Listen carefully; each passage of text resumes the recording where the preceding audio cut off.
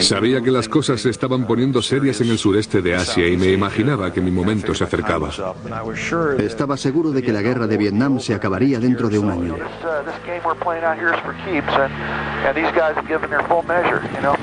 Va en serio, si apretamos el gatillo es para disparar balas, cohetes y soltar bombas. No me gustaba que matar fuera algo tan normal como beber agua. No recuerdo haber visto nunca a alguien y haber disparado contra él. Veía destellos en la selva y contra eso disparaba. No había duda de que el 99% de la gente que salía de las escuelas de vuelo iría destinado al Vietnam.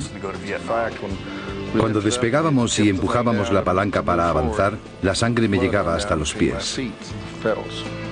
No parecía que fuera a explotar, pero la verdad era diferente.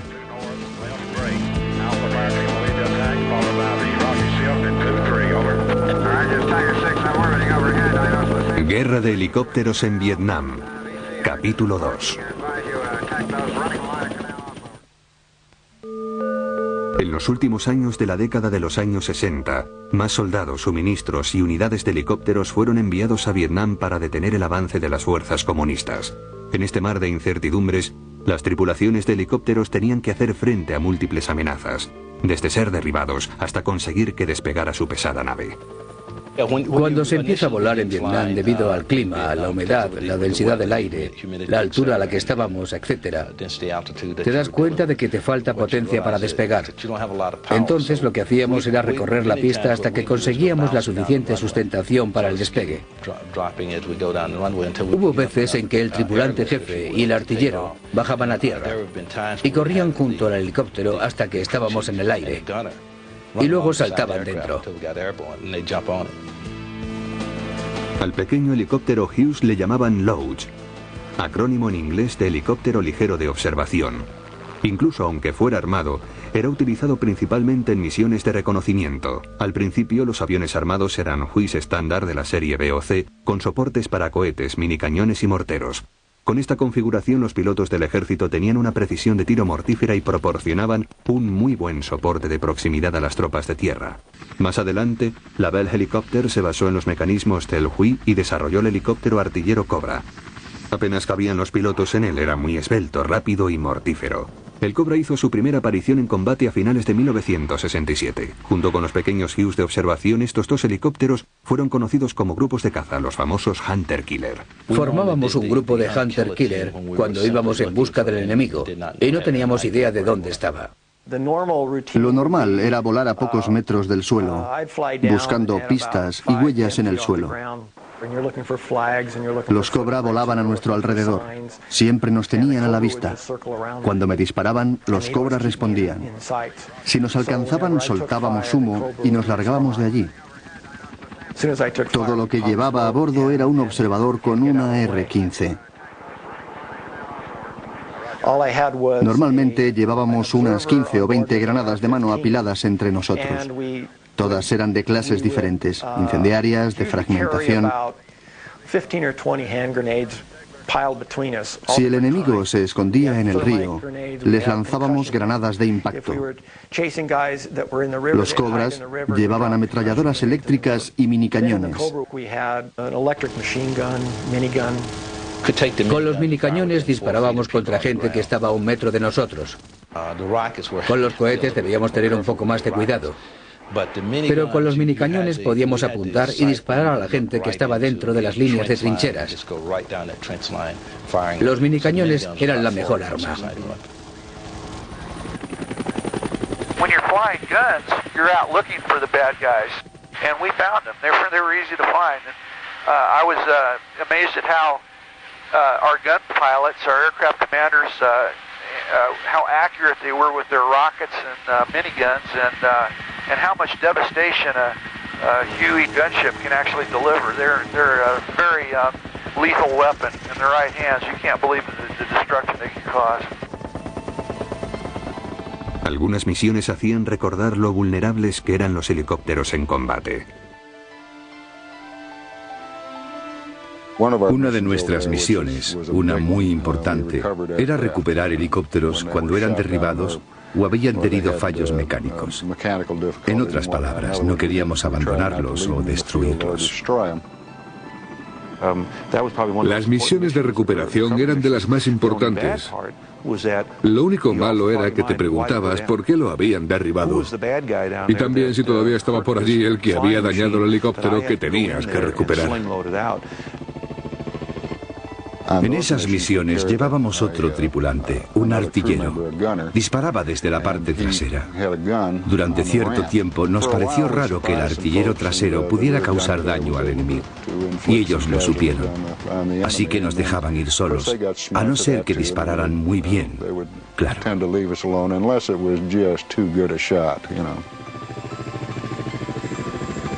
Otras misiones eran un poco más extrañas. Cuando íbamos a una posición avanzada, a veces llevábamos animales vivos. Muchas veces hacíamos paracaídas artesanales para lanzar las vacas, cerdos o lo que fuera. Teníamos la esperanza de que los mantuvieran en el aire lo suficiente. A los pollos los soltábamos en caída libre. Era curioso verlos bajar. Aleteaban durante los primeros 10 segundos. Luego recogían las alas y caían en espiral, como una bomba. Realizamos bastantes incursiones de artillería. Consistían en colgarles cañones y munición por la panza a 5 o 6 Chinook. Se aseguraba una zona de aterrizaje y allí descargábamos la unidad de artillería. Luego volvíamos a recogerlos, después de que hubieran disparado contra sus objetivos. Así se desconcertaba a Charlie, los norvietnamitas, porque les hacíamos creer que el lugar de aterrizaje era una zona operativa que debían visitar. La mayoría de las veces se les dejaba trampas explosivas para cuando fueran por la noche. Los dos mejores helicópteros del ejército eran el Chinook y el Huey. Lo demostraron en Vietnam. La muerte era una compañera constante y aleccionadora. Cada uno de los tripulantes de helicópteros tenía su propia forma de enfrentarse a ella. Era una sensación terrible. No puede ser descrita. Es terrible saber que has matado a alguien. ¿Estaría casado? ¿Tendría hijos? En eso pensábamos. Había algunos a quienes no les importaba nada, pero eran pocos. La mayor parte de los hombres que conocí no dudó nunca en realizar su trabajo. No dudábamos en hacer todo lo que fuera por proteger a nuestros soldados.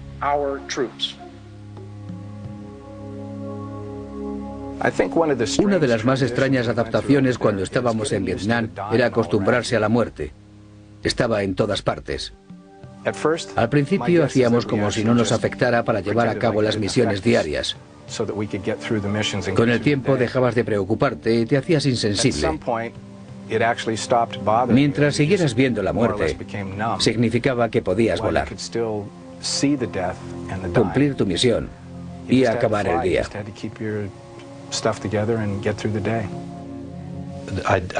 No me gustaba que matar fuera tan normal como beber agua.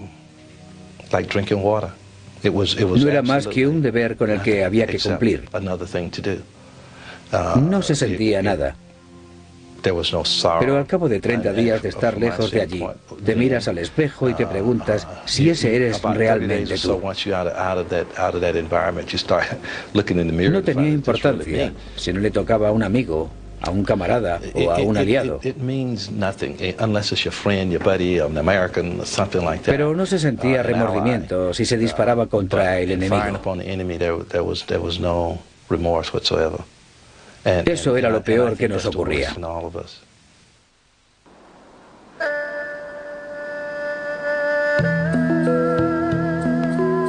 Los B-52 sembraban alfombras de cientos de toneladas de bombas de alto explosivo contra los túneles del Vietcong. Al poco tiempo, helicópteros de reconocimiento iban a la zona bombardeada para comprobar los daños. Era sorprendente que los soldados enemigos salieran inmediatamente de los túneles arrastrándose y devolviendo el fuego. La mayoría de los americanos que combatieron en Vietnam sienten un gran respeto por el valor demostrado por el Vietcong. Los soldados vietnamitas eran muy tenaces. De la misma manera que los nuestros 224 años antes, durante la Guerra de la Independencia. Yo no quería que perdiéramos la guerra. Estaba allí para ser el vencedor, no el perdedor. Pero ellos no estaban allí solo durante un año. Se quedarían para siempre. Al cabo de un año yo volvería a casa como todos los demás. Fueron unos luchadores de la jungla muy tenaces.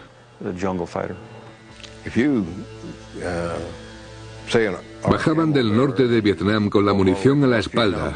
Luego peleaban. Los veíamos. Cuando se les acababa la munición, volvían a por más. Creían en lo que estaban haciendo. Eran como la mayoría de los soldados que fueron a luchar allí. Iban a hacer un trabajo. Pero nosotros estábamos en su tierra.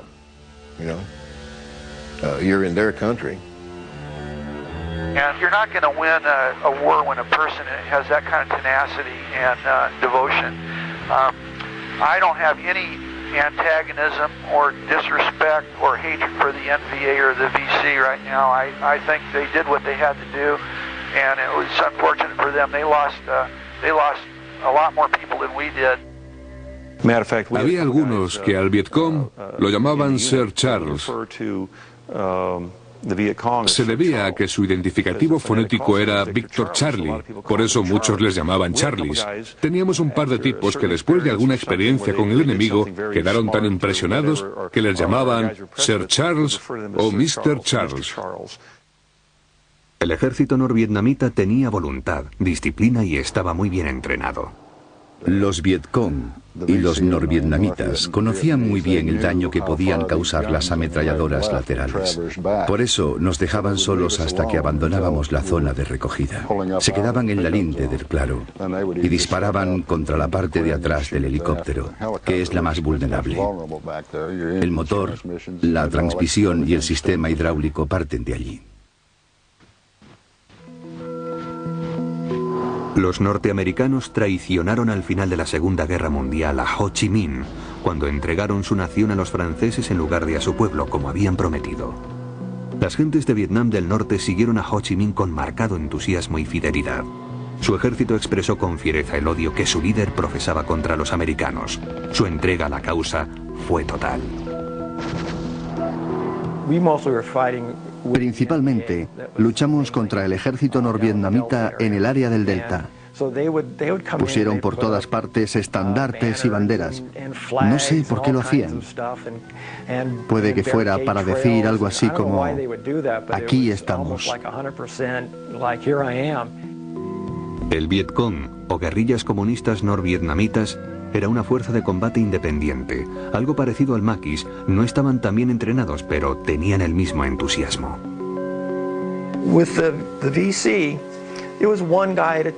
Con los Vietcong iba a veces una chica o un niño.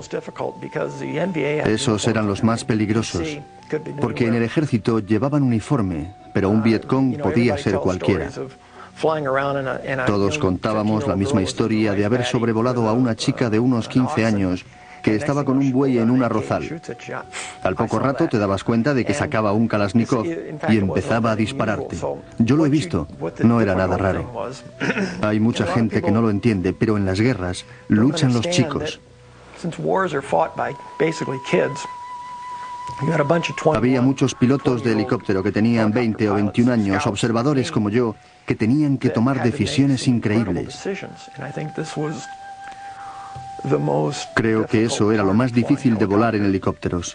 No se podía elegir bien a quién se quería y eso nos preocupaba. Tomábamos decisiones, pero ¿eran las correctas? Hay que afrontarlo. Estábamos en combate, y en una situación de combate, tu vida está en peligro, y también la de los que te rodean. Así que lo mejor es saber quiénes son tus amigos y quiénes los enemigos. Hubo muchos vietnamitas que peleaban con los americanos. Tuvimos uno que una noche se levantó después de un ataque con morteros, miró al sargento y le dijo, «Tú me conoces, sargento, tú me entrenaste, ¿verdad? Me enseñaste a disparar morteros». Y él le contestó, «Sí, yo te conozco».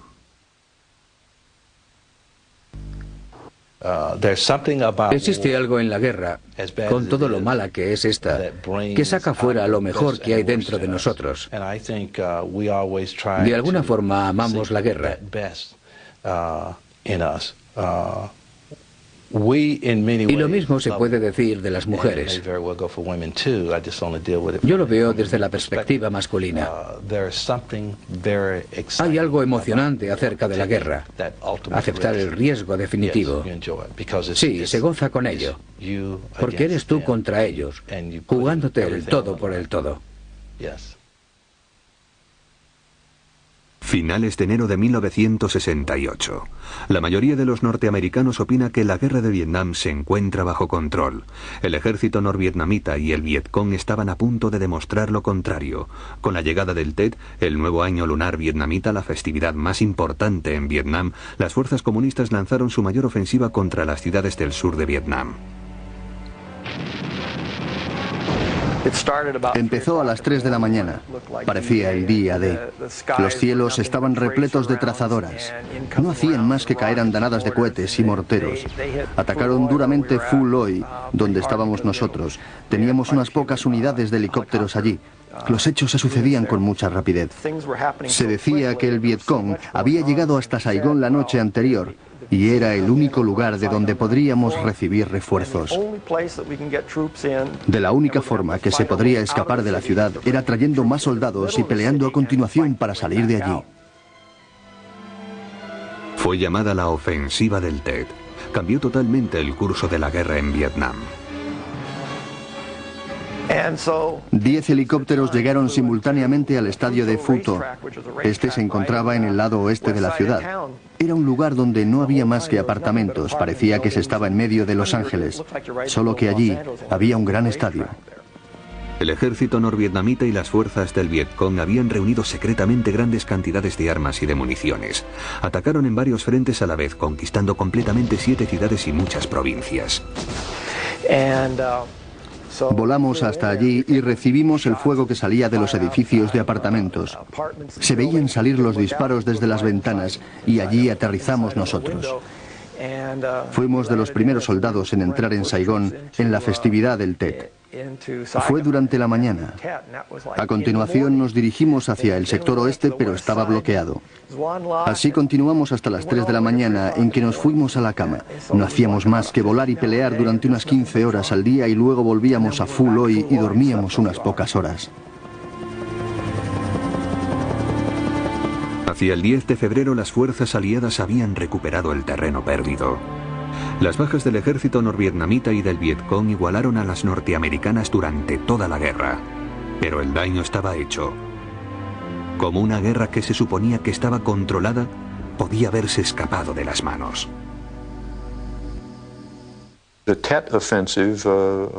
La ofensiva del Tet de los comunistas en 1968, desde el punto de vista operativo, fue un desastre para los comunistas. Básicamente erradicó a los comunistas locales de Vietnam del Sur.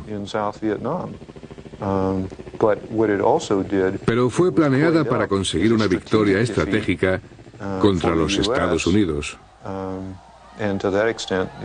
con el fin de lograr un cambio en la opinión popular. Personalmente creo que después de mediados del año 68, incluidas las elecciones presidenciales, se impuso la idea de retirarse de Vietnam. La política de la guerra nunca estuvo clara.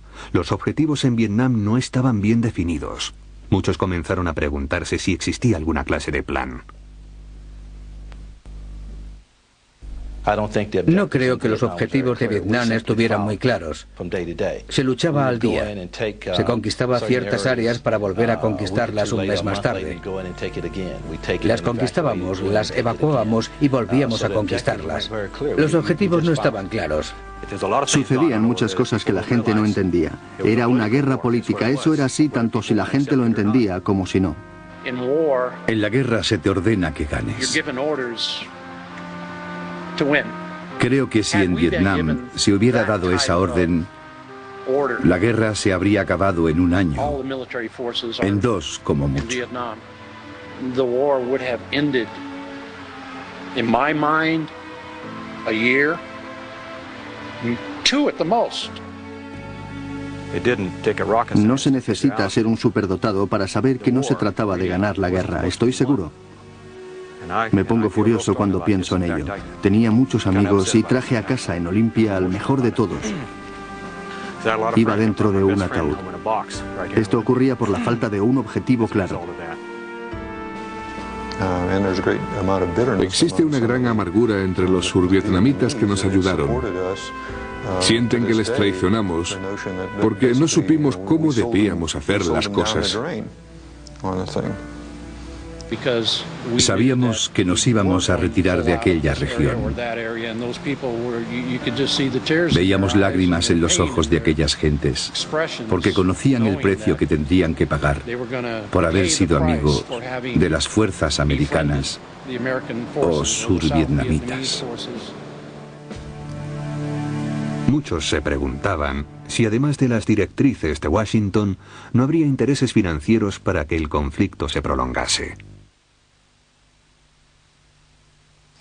No tardé mucho en darme cuenta de que había muchas personas ganando dinero con la guerra.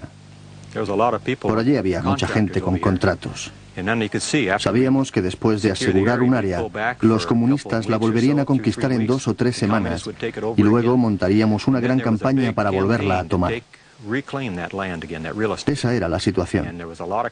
Y luego había un montón de contratistas trabajando allí, muchas compañías ganando una fortuna.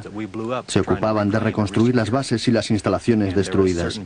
Había gente en el gobierno que tenía acciones de las compañías que fabricaban los helicópteros que utilizábamos. Perdimos una gran cantidad de ellos y había que reponerlos. No hacían más que enviar otros nuevos. Pero ellos no estaban aquí con nosotros para ver a los que morían. No solo los nuestros, también los vietnamitas. Para las tripulaciones de helicópteros, la mayor frustración causada por los políticos se manifestaba sobre el campo de batalla. Nuestros mandos tenían las manos atadas. Desde mi punto de vista de piloto, no podían hacer lo que realmente tenían que hacer. Existía una directriz en Vietnam sin fundamento por la que los helicópteros no podían siempre devolver el fuego que recibían. Si una persona me dispara, no le voy a preguntar si es amigo o enemigo. Demasiadas restricciones. Demasiadas reglas en el combate. No me gusta subir al ring con una mano atada. Hay que luchar duro, pero no nos dieron todas las armas para ello. No nos dejaron las manos libres. Fue duro obedecer las órdenes, no responder al fuego cuando era atacado el helicóptero. Desde el primer vuelo, si abrían fuego contra ti, no era fuego amistoso, y les respondías. Llegó una situación en la que, probablemente se lo habrán dicho otros pilotos, en la que no se podía contestar al fuego si no te daban permiso para ello, lo que es absolutamente ridículo. Todavía resultaba más difícil no devolver el fuego cuando los soldados en tierra eran atacados. Estaba en un destacamento avanzado con mando conjunto. No podíamos abrir fuego a menos que diera su autorización el ejército survietnamita. Un día vimos un convoy de ingenieros. El ejército norvietnamita estaba a ambos lados de la carretera. Nos pusimos a gritar por radio para que nos dieran permiso para abrir fuego, pero no nos lo daban. La compañía fue atacada y murió la mayoría. Sin embargo, nosotros estábamos sobrevolándola con 2 helicópteros, sin que nos dieran la autorización de atacar. Al final pudimos hacerlo, hacia las 3 de la mañana. La 173 División Aerotransportada atacó y les hizo correr hasta el mar de China. Trataban de escapar, pero nos llamaron a nosotros y literalmente cientos de soldados norvietnamitas acabaron en el agua. Se esforzaron tratando de escapar, pero no lo consiguieron. A continuación veremos cómo las tripulaciones de helicópteros arriesgaron sus vidas para rescatar a los heridos en Vietnam. Las bajas son algo inevitable en cualquier guerra. Los soldados caen destrozados. Los morteros y las minas arrancan miembros a los hombres. Pero a diferencia del pasado, los heridos en Vietnam tenían una posibilidad de sobrevivir. Una muy buena. El helicóptero, usado como ambulancia, encontró su madurez en Vietnam. Estas ambulancias volantes fueron llamadas dust-off o barredoras. La documentación del departamento médico muestra que estamos salvando más heridos. Se consiguen cuidados médicos con mayor rapidez. Esto tiene buena prensa cuando se trata de obtener dinero del Congreso. Es popular que se trate de salvar a gente en peligro. Por eso el helicóptero ambulancia ha consolidado su puesto en el ejército. Cuando pienso en la cantidad de camaradas que murieron sobre mis hombros tratando de sacarlos de la jungla. Yo luché en el Pacífico durante la Segunda Guerra Mundial. Intentábamos buscarles ayuda médica, pero se morían en nuestros brazos. Luego apareció el helicóptero, para mí el mejor modo de transporte. Con él se puede transportar a los compañeros o a los enemigos a un lugar donde puedan asistirles sin tener problemas. El número de supervivientes es increíble. Ver para creer. Los médicos y tripulantes que volaron en aquellas misiones arriesgaron sus vidas para salvar a sus compañeros y enemigos heridos. Those guys weren't armed. You know, they went into these LZs. They had personal weapons with them, but they had no machine guns, and they had a bright red cross painted on the aircraft, and yet the NVA would still shoot at them. So they'd take fire and couldn't return it, basically.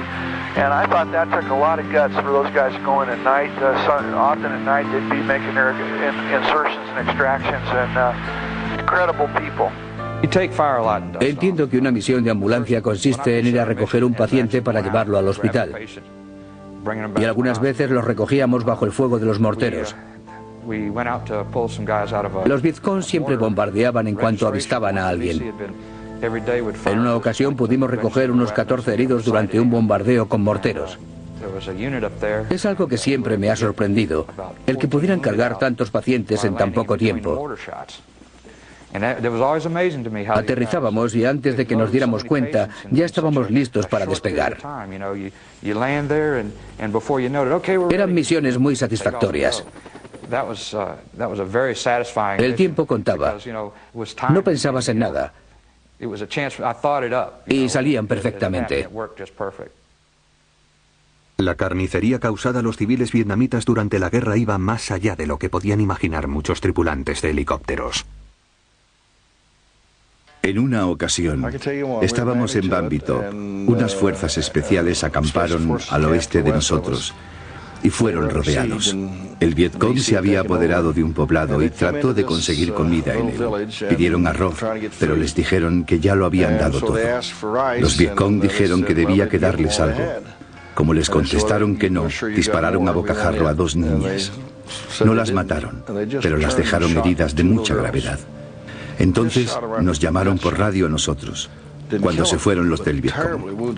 ¿Hay alguna ambulancia que pueda venir a Bambi Top? Era de noche y llovía, pero un compañero y yo cogimos 2 helicópteros y fuimos hacia allí. Inmediatamente recogimos a las niñas en los helicópteros. Sangraban mucho, tanto que es terrible recordarlo.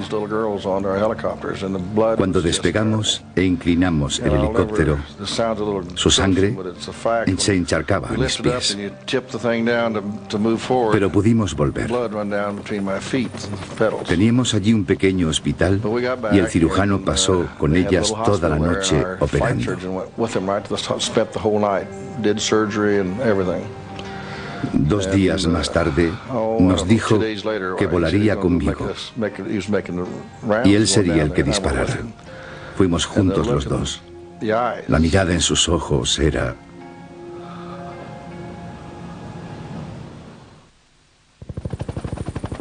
Incluso se utilizaron helicópteros pesadamente armados para la evacuación cuando no estaban disponibles las ambulancias. Nos pidió ayuda un convoy que había caído en una emboscada. Y allí fuimos. Éramos una patrulla de 2 helicópteros con artillería ligera. Su capitán estaba desesperado. Tenía gente malherida. Nosotros no teníamos ni ambulancias ni slicks. Y llevábamos demasiado armamento. Lo primero que hice fue disparar mis cohetes. 14 a la vez. Creí que el helicóptero se pararía en seco en el aire. Aterrizamos y subimos a 5 heridos a bordo. 2 o 3 habían perdido demasiada sangre. Les faltaban extremidades. Los llevamos enseguida al hospital y en el momento de aterrizar se nos acabó el combustible. A veces, las buenas intenciones de los tripulantes no eran suficientes. En ocasiones se les encomendaba la dolorosa misión de transportar los muertos en combate. Something that most guys will never forget when we landed at an area that had a heavy firefight earlier, and they put a couple of troops in body bags, and we landed, and I remember watching them carry them over and put them in the back of the helicopter. And it was very quiet on the intercom. The crew chief, door gunner, and aircraft commander, and myself weren't talking at all for a while because when you're new in the battlefield and you see your first casualties and they're Americans, it really brings it home. You know, this game we're playing out here is for keeps, and these guys have given their full measure. Una noche estábamos sobrevolando la jungla porque una patrulla había sido atacada cerca de la frontera de Camboya. Aquella noche me alcanzaron con 15 o 20 disparos. Descendimos, nos cargaron los cuerpos, les deseamos suerte y nos los llevamos. Fue nuestra primera misión recogiendo bajas de un ataque de penetración. Eran 12. Les habían disparado en la cabeza. Fue una escena terrible. Para nuestro ametrallador era el primero o segundo día en el país. Salían muy pronto a volar porque no había suficientes ametralladores. Aquella noche no pudimos volver al helicóptero. Era un desastre total.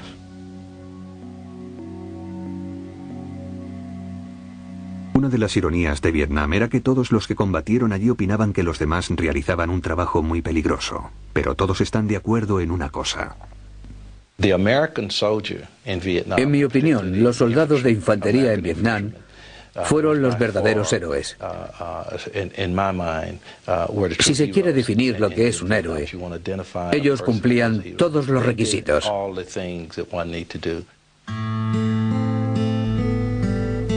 Las tripulaciones observaban en asiento preferente las penalidades de los soldados de infantería. Creo que la gente no comprende que la guerra no es como en el cine. John Wayne comienza una terrible batalla y al final el comandante le saluda y le felicita. Y luego de vuelta a Times Square en Nueva York. No es así. Cuando la infantería tenía problemas, todos los hombres sabían que tenían que ir con el helicóptero a ayudarles. Era la máxima prioridad, costara lo que costara. Para mí, era la única razón de nuestra presencia allí. Yo era un poco más viejo que los otros, o me lo parecía.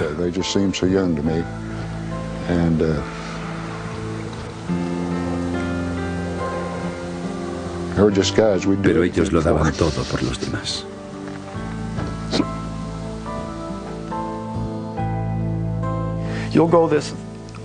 Había que pasar por esta horrible experiencia. Y así un día tras otro, 300 o 400 veces. Parece increíble que aquella gente resistiera.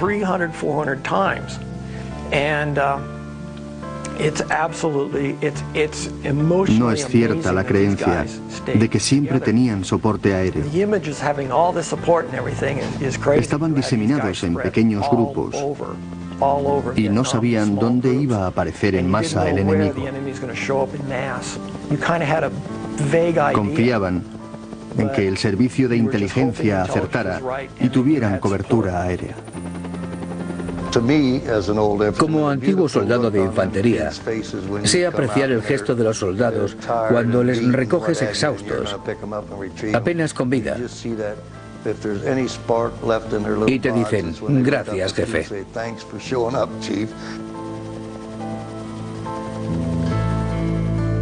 De vuelta a la base, las tripulaciones tenían unos preciosos y escasos momentos de paz. Una oportunidad para olvidar la guerra y pensar en su hogar.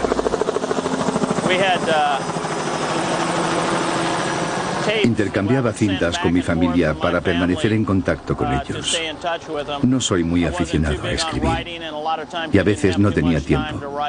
Por la noche grababa un mensaje y lo mandaba a casa y ellos me lo devolvían. Eso hacía con mi familia. Estaba soltero. Si hubiera estado casado, habría tenido problemas. Escribía a casa todos los días.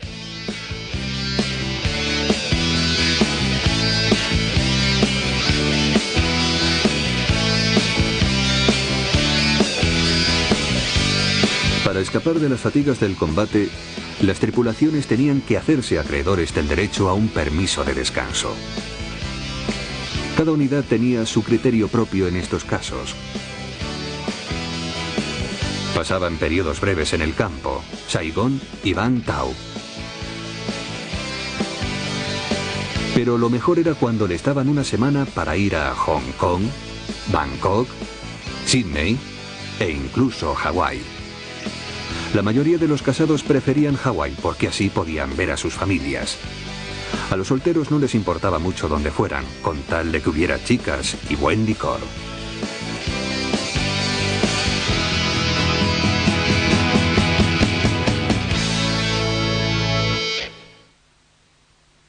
Pero lo que todos deseaban era llegar al final del año de estancia en Vietnam, cuando faltaba poco para marcharse. Nos acordamos de las 2 últimas semanas en Vietnam. Trataban de alejarte del vuelo. Hacías tareas administrativas. Te preparabas para irte. Si no estabas herido, trataban de que no combatieras.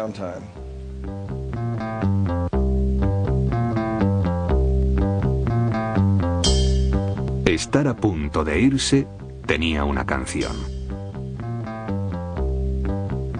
Vamos a marcharnos de aquí.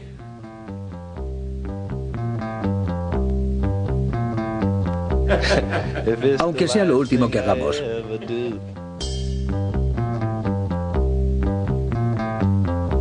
Me acuerdo cuando la cantaban en el club o en los barracones. Lo hacían a grito pelado. Así era. Cuando la escucho de nuevo me pongo a temblar.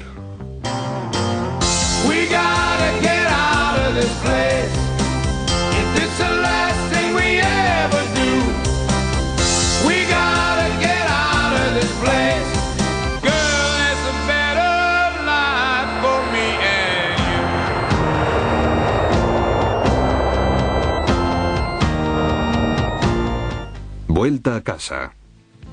Tras un año de batallas sangrientas y amigos perdidos, todo se acabó. Como los demás soldados, los pilotos regresaban a un país sumergido en convulsiones. Después de los más duros combates, los hombres volvían con la sensación del deber cumplido. Pero esto no parecía importarle a nadie.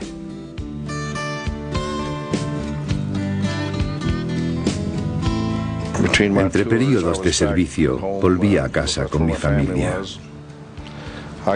Podía contar con los dedos de una mano cuántos me preguntaban dónde había estado. Resultaba muy duro. I went to community college when I came back, and I saw a North Vietnamese flag hanging in the window of a college classroom, and I actually went into a classroom and went over and ripped the flag down before I was asked to leave. I just didn't feel it was appropriate at the time, and it hit a nerve. Volvíamos y nadie te preguntaba nada, ni una palabra, como si no existieras. No te odiaban, Ni siquiera te decían que eras un asesino de niños o algo así. Simplemente te ignoraban. No se preocupaban de nada. Eras un gran tipo, pero no mencionaban que eras veterano de guerra. Solamente había dos clases de personas con el pelo corto, los policías y los militares. Yo me dejé crecer el pelo todo lo largo que pude. Nadie apreciaba lo que habíamos hecho. Parecía que fuéramos enemigos de nuestra propia gente. Lo único que quería era volver a casa. No me escupieron a la cara. Les hubiera dado un puñetazo, pero no lo hicieron. Sin embargo, si hablabas con alguien, sacabas la conclusión de que no les gustabas. Aunque le dijeras que recogías heridos, no te querían. No culpo a nadie en particular. Sencillamente trataba de ignorarlos. Nos dejaban solos con nuestras penas. Deberían habernos dicho que estaban orgullosos de nosotros. Tendrían que haberlo hecho. Pero tuvimos que callarnos y seguir nuestro camino. Algunos pudimos hacerlo. Los que no tenían hogar o trabajo no pudieron. Algunos se aislaron en los bosques y no volvieron nunca más. Muchos veteranos encontraron que al regresar tenían que seguir pagando un alto precio. And of course my marriage had failed, like a lot of guys, and that, I think I was absorbed with it when I came home for quite a while, and it took a lot of years to get over it. I lost a lot of real good friends over there. Ahora opino que no debimos haber ido a Vietnam y probablemente hicimos cosas allí que no debimos hacer, ni como soldados ni probablemente como nación. Creo que el objetivo, la meta era pura. Lo que siento más de Vietnam es que no ganamos. Creo que hubiéramos podido hacerlo. Pero no perdimos en el campo de batalla, sino en Washington. 58.715 norteamericanos perecieron en Vietnam. De ellos, 4.339 eran tripulantes de helicópteros. El resto tuvo suerte, pero incluso así, aquella guerra cambió sus vidas de forma extraña. Todas sus relaciones posteriores, incluso las entrevistas de trabajo, se vieron afectadas. Me pregunto para qué fue todo aquello. Perdimos a nuestros camaradas a cambio de nada. Eso parece. El ejército nos pidió que fuéramos. Y después de ver lo que ocurrió, nos preguntamos que para qué. Para todos aquellos que murieron sin ningún motivo, supongo que hubo una razón, pero no sé cuál. En Fort Rucker, Alabama, hay un sombrío monumento dedicado a los tripulantes de helicópteros que perecieron en Vietnam. Para los que sobrevivieron, los nombres de los caídos no son únicamente un grabado en la piedra. Tom era de Toms River, Nueva Jersey, yo de Cherry Hill. Uno fue el oficial Worf. G. Button y Bob Stringer. Era uno de esos tíos a los que le encantaba volar en helicópteros artillados. Mi mejor amigo de la universidad, Gary Mack. Le dije a Tom que pasaría por su casa para decirle a sus padres cómo estaba. Es mejor que no hable de aquello. Volví unos días después de aquello. Por fin lo conseguí. Una semana más tarde fui a casa de Tom Rivers, que está a una hora más o menos de la mía. Sam Toomey, Independence, Missouri. Llamé a su puerta y salió su madre. Me sorprendió el olor a flores, a muchas flores. 4 días después de marcharme, Tom salió a volar con el capitán Michaels en una misión de ataque.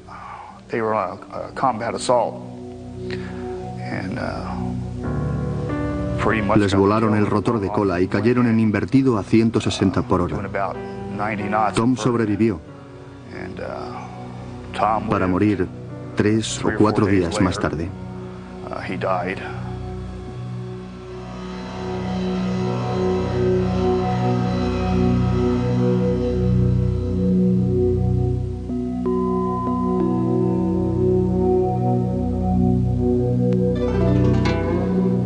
Pero de las cenizas de la guerra surge la esperanza.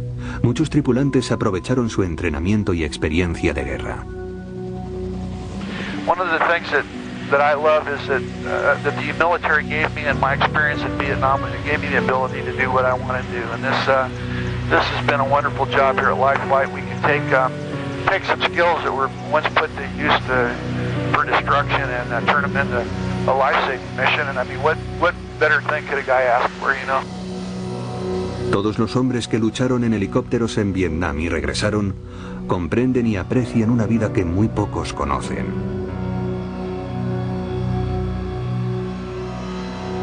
Nadie reconocería a aquellos jóvenes llenos de pasión. La mayoría de ellos han cumplido los 50. El pelo se les ha tornado gris y han perdido la forma. Viven en sus casas como todo el mundo y muchos de ellos tienen hijos que juegan con patines y llevan vaqueros. Pero que tienen la misma edad que ellos tenían cuando fueron a la guerra.